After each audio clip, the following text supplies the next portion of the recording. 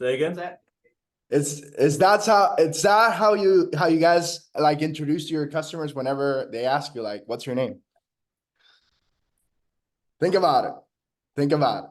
How you do one thing is how you do everything. Hello. So like when people ask you, what's your name? You gotta sound excited. My name is Darwin. Cool. I'll remember that guy. Yeah, like Darwin off the rip. Tell him what you do every time. But Hi. But he'll yell it louder. I've been in the field with him. He's like, hi. yeah, and like people gotta see you different. Think about the fact that a lot of people hit on their doors. Pest controls. You probably get a lot of solar. You gotta be the guy that's different, and different starts with the way that you show up. But yeah, let's start, Jacob. Yeah, heck yeah. So obviously you started in our business. You did it for about 4 years, right? Now you're running your own cleaning business. Yep. So I just want you to kind of talk about, from when you first started, kind of like give a little backstory about yourself, how you grew up, how you made it over here to America and all that stuff. Yeah. And then how you started in the business, and then a lot of those skills that you learned to now, run a super successful, cleaning company. Yeah, awesome. So I was born and raised in Honduras, so Latin America, in the middle of Central America. So 90% of our country, extreme poverty. We're pretty much competing with Haiti and like a lot in terms of poverty. My mom's a doctor, my dad's a business owner. So I grew up like seeing hard work. I saw my mom waking up at 4 a.m. and then going to sleep at 10 p.m. every day, nonstop. And she was like 40, 30, like in her 40s by the time. So for me, it was a great example because I was like, okay, we live in a 90% extreme poverty country. And the reason why we have even a shot in which we were not high class, we were like upper middle class, is because my parents work hard. Like that's the only reason why.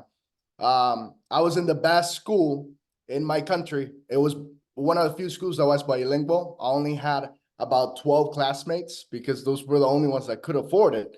And then most schools were like 60 classmates and stuff. So I always knew that my parents didn't have money, but I always knew that the little money they had, they spent it in our education, like to make our life better. And every time the idea was still on me, like you're going to the US, you're going to the US, you're going to the US. So 12th grade came around, I was a senior, I was like, okay, I gotta go to college. So came to Texas because I pursued a petroleum engineering, a degree. Because my dad's an engineer, my mom's a doctor. That household, you cannot really negotiate whether you're gonna go to college or not. So they were telling me, you either become an engineer or a doctor. I really didn't like blood, and my mom pretty much traumatized me on that side. And my dad in the business side, but he was an engineer, so he wanted an engineer. So I was like, okay, I can do oil and gas. Sounds like money, right? Like when you hear oil and gas. Came here to America, started oil and gas, did it for a year.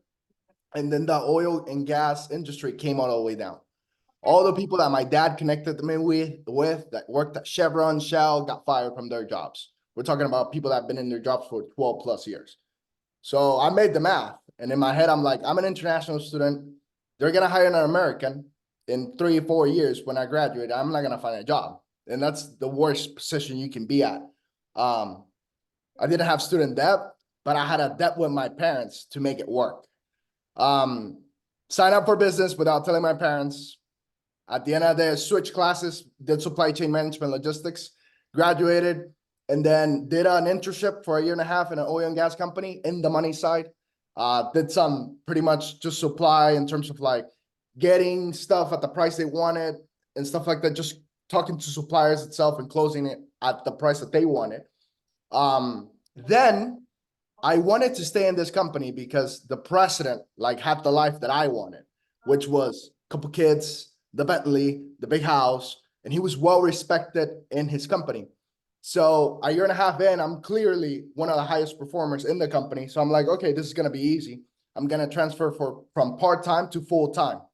And then he was like, Darwin, that's not how things work here. I got to send it to corporate. I'm like, well, I thought you were the boss. Like, this is when the entrepreneur side of me starts creeping in. I'm like, okay, so how does things actually work in the real world? And paper comes back saying that I cannot transfer full time because I don't have 2 years of experience. I have a year and a half. So I gotta either go to a different company for 6 months or stay there for 6 months as a part-time and then transfer full-time. So I talked to my counselor and she was like, Darwin, that's not in your best interest. You don't know if they're really going to sponsor you. They can turn this card on you again. So look, just go get a sales job. Like they'll hire you. Like they hire people like you, like charismatic, I'm like, sales? I've never really done sales. Like best sales I did was sell chickens as a 9-year-old with my parents at his agricultural store. So I took a couple of interviews just to like, cause I listened to the coaches. I listened to my coaches. And by the time, my counselor was my coach. She was telling me what to do. She helped a couple of students get what they wanted. I'm gonna follow that person. So interviewed with a couple of people, ended up interviewing with 3 sales companies, like 2. Rami was one of them, back in Houston. That's where Jacob and James and I met. And then another company in Houston, downtown. I stayed at this company because I saw young people happy. Happy means growing, growing means making money. And I just thought it was a great environment to work. And then the person that interviewed me caused a curiosity in me to get more. And I'm like, well, if I'm gonna learn for 6 months, I'm gonna learn it here. So started, and then 6 months turned into 4 years. So, well, after being in Sitcor and all the experience that I had, my idea of business completely evolved from like, you need an investment to like open up a business to like, you have everything you need to make your business work because you're the business and the business is you. The number one reason why businesses go out of business is because of 2 reasons. They don't sell their products quick enough to be able to stay in business, and they don't sell it in quantities enough to be able to stay in business. But now what you guys are learning right now is learning how to sell. So your marketplace value, every day that you guys learn will only go up. So my idea was like, I'm gonna bring a winning product, which is cleaning in my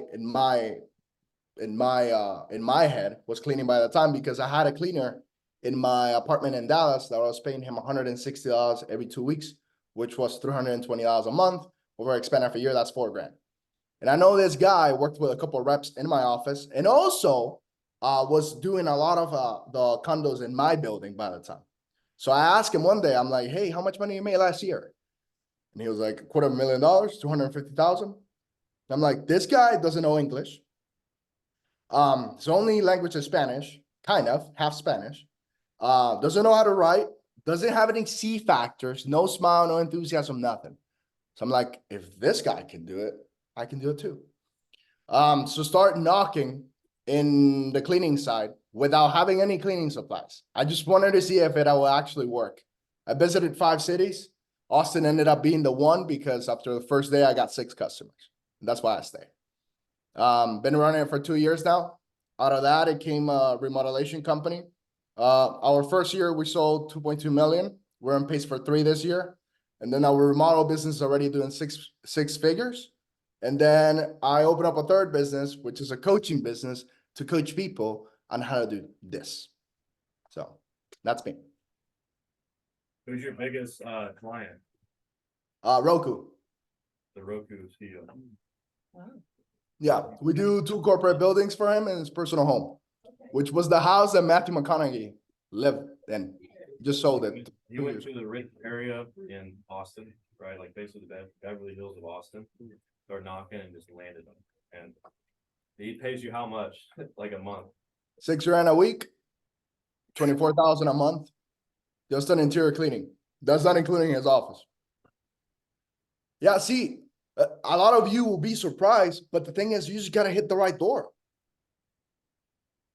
The right door can be the right person. The right person, he might not be the transaction, but that door will connect you to another one.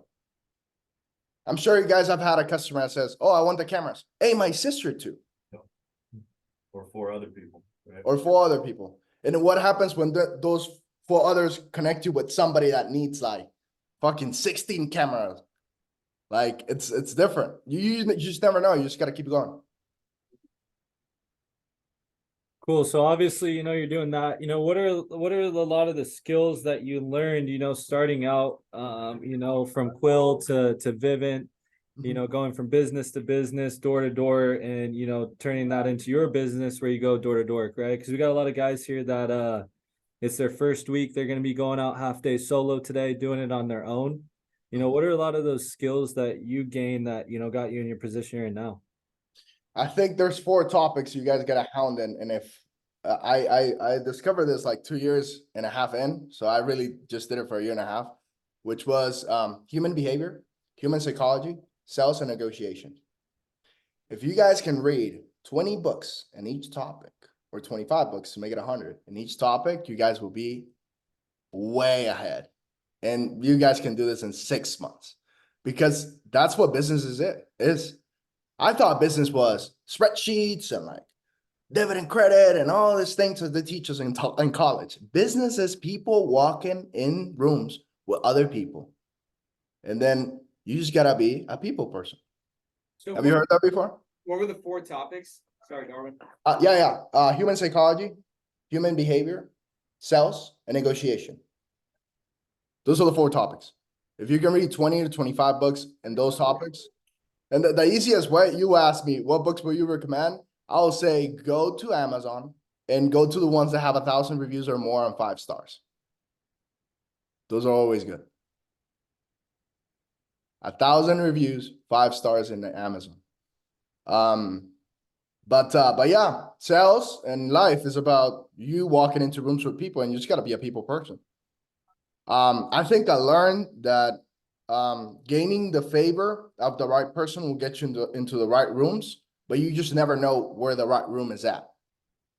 This will translate into you don't skip a door because you don't know who's gonna buy. Like, how many times have you closed the door that you thought you were not even gonna talk to the DM? It happens all the time. It's gonna happen in real life too. That one person that you saw at a coffee shop and you were like, oh, because that's my job now. That my job is talk to strangers. It's the same thing. It's like I'm in a coffee shop, I'm reading a book. Somebody else is reading a book. That's gotta be an entrepreneur. I gotta connect with that person. I just go up to him. Hey, my name is Darwin. How you doing? Same deal that I learned at Quill and Vivint. I'm doing it for my business. I understood that rejection is just redirection. So if somebody rejects me, that's not my customer. He's directing me to the right person because he's not making me spend time. He's telling me no, straight up the door. He didn't have money anyway. Okay, if he's saying no, He didn't have money in a bank account to pay me. He saved me money. What will piss you off more? A customer has spent 3 hours with you giving you buying signs, or a customer shuts down the door at the beginning? Exactly. I've learned that people that have a bad attitude are not growing. And if you're not growing in today's world, you don't have any money. So I don't want to talk to you. In terms of business, right? In terms of like door knocking and stuff because time is money when it comes to that. So I think those are the skills that I learned. A lot of human behavior, human psychology, sales, and negotiations. And I learned, this is the biggest thing I learned, that your self-development, your income will never surpass your self-development. So if you're asking yourself, why am I not making 6 figures yet? Is because maybe your self-development has to increase for your income to follow. That's the biggest thing I learned. Because yeah, you can be skillful, you can be talented, but how long does that talent take you whenever you don't want to work hard, your talent doesn't creep in. And then takes me to the other point, which is your discipline. I learned that a schedule, that I tell my schedule what to do one day, and my schedule gets to tell me what to do every other day of the week. Because if I don't have somebody like a superior telling me what to do in terms of like my higher self, not a boss, because you guys go and you get on your cars and you hit your neighborhoods and pretty much you don't have a boss. You have a lot of liberty. But if you don't have a higher self telling you like, hey, this is where you want to be. You want to close 10 accounts this week. Like, if you want to do that, then this is the course of action. I found out that a schedule will help me a ton. And I found out that reading and working out will set me up for the rest of the day on how am I going to show up. Most of us are really concerned about getting the job done, but we rarely put attention to how we show up to the job. successful people they all do the same things. They all wake up early, cold plunges, whatever, right? Everybody has like similar routines. But I feel like they don't do anything special. They just do things a special way. And they do a special way by the way they prepare to the way they show up to the first door. First door, it's gotta be as happy and enthusiastic as you hit the last door. Door 1, door 50, there's no difference. I've hit 100 doors in one day and I'm still, hi, how are you? Still the same person, persistent. So I think those are the things I learned. You guys have questions? What questions we got for him? Where is it going next? She's wanting to know where you're going next. In business or in life? Business. In business. Business. So now the cleaning company is growing really organically. We're getting about 2 to 3 calls per day. And we're talking about long-term contracts. So my job is to find a CEO for the next 6 months for this position. And I'm thinking about an organic CEO in which starts like from the bottom to the up. And I think I met that person. I spent a month with somebody in Hawaii, one of the people that I met on a conference. And he owns about $12 million in real estate and works with Collier, sold 50% of his business to Collier. But in that trip, I got to showcase a lot of like our numbers and how we do things. And he wants to buy 30% of the company. And I proposed to him that the only way that I'm going to sell to him is that if he works from cleaning all the way to leadership, all the way to management and to management to ownership. And he said, yes. So, and that's a guy that knows everything I know. I'm not really good at, which is numbers, like the scales, graphs, all those boring things he's really good at. So I'm thinking about incorporating him because I understand that what took me here won't take me there. And if you want to go far, you got to go together. If you want to go fast, you got to go by yourself. And it's way fun building businesses with friends that you trust, love, and will want to see win. And that's what I like about your business too. It's always people. So that's my next move. Well, you brought up a good point of having him do the cleaning to the leadership, right? Obviously, that's how we do it, right? Yep. What is the importance of that, right? Because obviously, you start out and you're like, man, I'm just knocking doors. But looking towards the future, what does that look like? So whenever I'm looking at somebody and he's trying to coach me, I look at his track record. Because how many times do we get bad advice? All the time. Mhm. I think we take more decisions based on bad advice than what we take on like the actual good advices.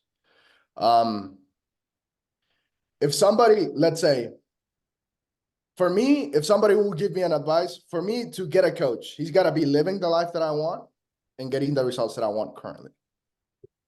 Those are the two things for me to listen. Like I'm still gonna be respectful, but am I really gonna apply? No. You just like actions have a lot more weight than words, right? So if somebody tells me, it's not the same thing as showing me. Now, if somebody tells me in a morning meeting and then we go out, we close 2 accounts, then how am I gonna feel? Like this person is competent and is showing me that knows the way, shows the way, and will show me how to show the way to others. So if I'm gone from cleaning, and which is the low barrel job, like if I know that to like leading a team, to like management, to ownership, then I know everything. Because if I'm in ownership and I see something I don't like in the cleaning space, I can jump in and say, hey, this is not how you do things. And I can jump in and show that person how they're wrong. Show that person how to do it right. But what if we skip the cleaning side? What if you guys skip going door to door? Do you think you can ever be an owner? Do you really think you can take somebody from rep to leader, from leader to assistant manager, from assistant manager to owner, from owner to promoting owner, if you have never sold an account? Now, way more interesting. How will you teach somebody how to sell if you don't know how to sell yourself? Like you don't know how to sell. How am I gonna teach something? And then listen to this. Would that person listen to you? Just because you have the knowledge in books doesn't mean that you have a track record of winning. That's why people start with your track story before speaking, right? I'm from here, I did this, because that gives you like, okay, verified. So the only way to like teach others is to overcome all the steps that you gotta take in the early stages on. Like I heard this one thing one time from, I don't recall his name, Ed Milet, which was his dad was an alcoholic. And one of his friends saved him, like got him to sobriety.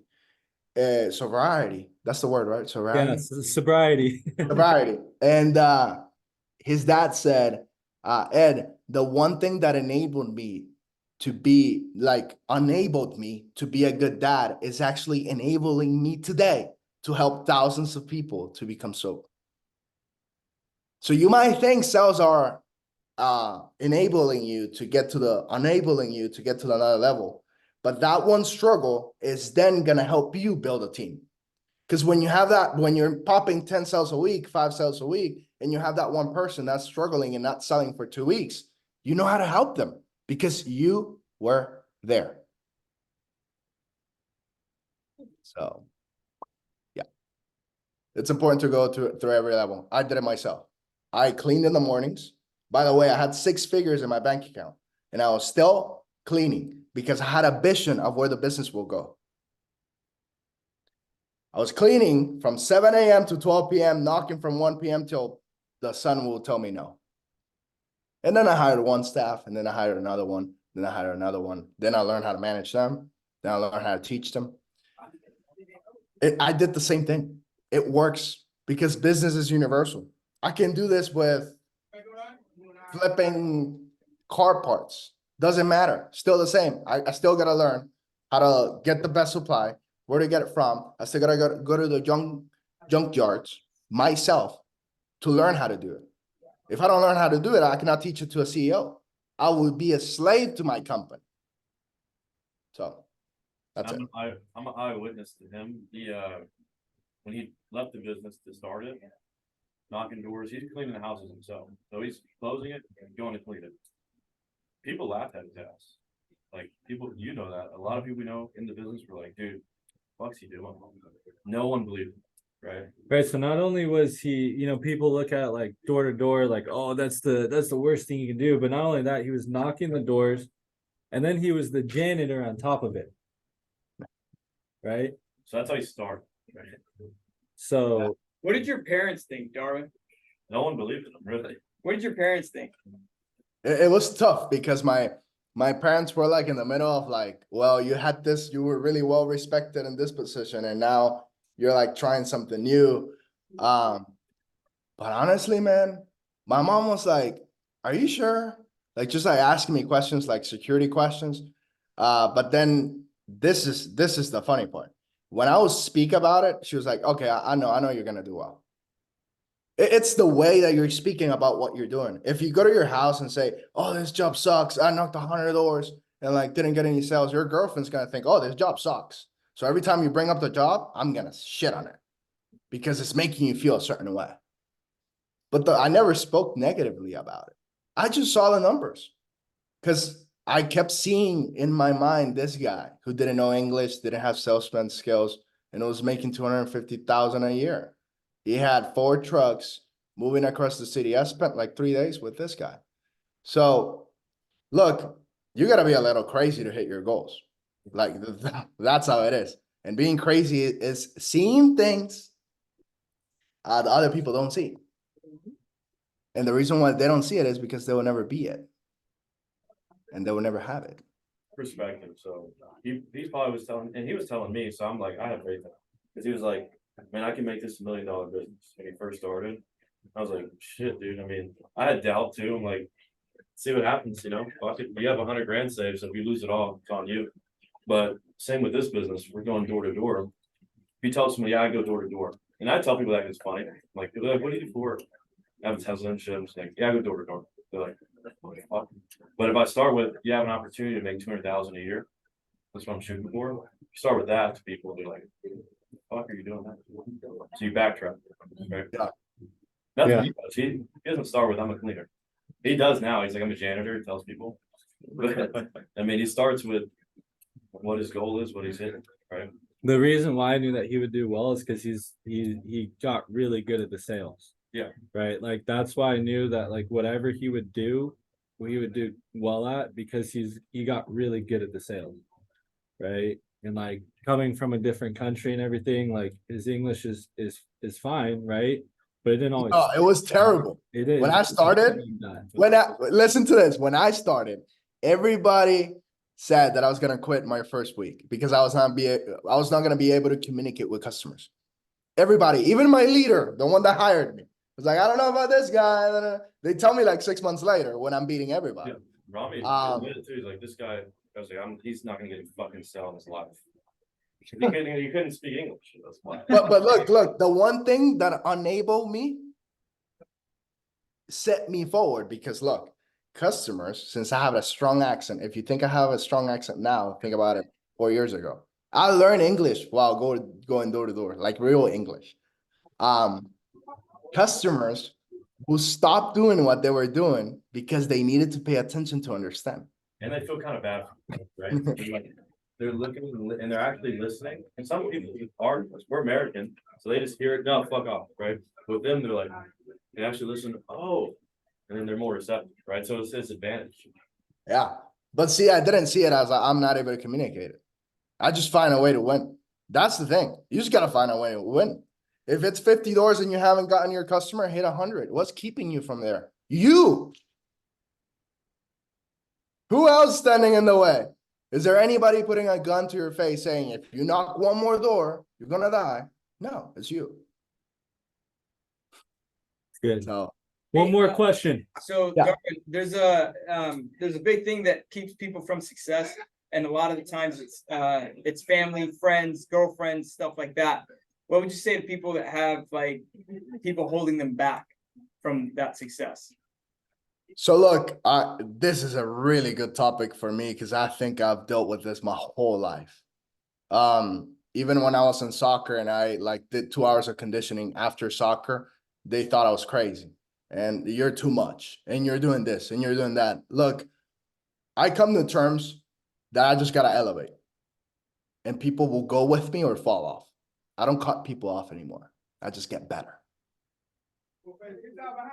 I just get better. I just get sharper. I just get, because if I have somebody negative around me and I'm like a different person, I don't like, my energy is no longer congruent to them. So they will stop liking hanging out with me. And then all of a sudden they're not reaching out because all I talk is about self-development, business, how to be better. Let's go, let's go, let's go. They're not compatible to that. So if you still got people around you that are negative, are you really being the person that you want to be when you're with them? That's what you got to ask yourself. Like, they're like, what are you doing? I'm reading this. I'm doing that. I'm going to this event. Oh, that's not what I'm doing. They don't feel good. They'll make you feel bad for doing that. The other thing is this, and my mentor told me this, Glenn Stats, worth $9 billion, created the first website in the 90s for auto parts, like O'Reilly and all those companies. He told me, Darwin, you know what? When I was in my come up, when I was your age, people would call me on Wednesday and say, hey, you want to grab a beer? And I would say, hey, call me on Sunday. That's when I make my schedule. Because what I found out is that most of these guys didn't want to grab a beer with me. They just didn't want to drink by themselves. Facts. Boom. You think they'll reach out on Sunday? They didn't. But you were still not rude. You didn't say, I want to hang out with you. Hey, I make my schedule on Sunday. I have standard. If you don't reach out, then you were not interested. I think I make my schedule on Sunday. I won't be drinking tonight with you. Sundays to Saturdays, yeah. Same for one-on-ones. I used to do that in the business. Back then, I didn't even know how to put it in words. Sometimes you do the right thing without actually knowing that you're doing it. I used to say to people, hey, reach out to me on Saturday, 9 a.m. That's when I make my schedule. People wouldn't reach out for a one-on-one. because they really didn't want it to learn. They just wanted to please their leader because they told them to reach out to Darwin. So I want to be with growing, happy people. That's my standard.